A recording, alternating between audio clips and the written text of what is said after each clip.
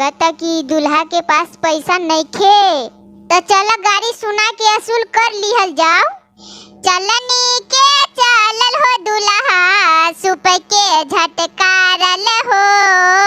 छोलनी के दागल हो दूल्हा, लगला दुगार हो। छोलनी के दागल हो दूल्हा, तोहरा के देखनी हो दूल्हा, गदहा चरैते हो।